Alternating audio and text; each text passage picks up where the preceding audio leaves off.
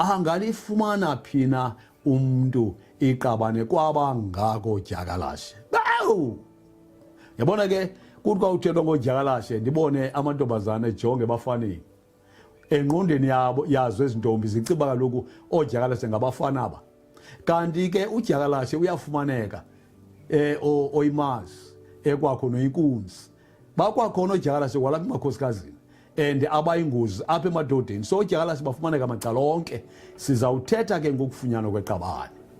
Mhlawumbi umbuzo okufikela uqala ngumbuzo othi phofu kuyimfuneko ukutshata. Udla ngobuzwa ke lo mbuzo ngabantu abasengxakini emtshatweni. Uvomye sithi phofu mfundisi lento ukutshata ibiyimfuneko le ndisifake kuyo ndingose ndikule ngxaki. Andike vamntu kungazange atshate ethetho lo hlobo. Ngoba wonke umuntu ufuna ukutshata. Kodwa xa sele tshatile esengxakini awubuze ke lo mbuzo othi phofu lento ndikuyo ngoku ibiyimfuneko.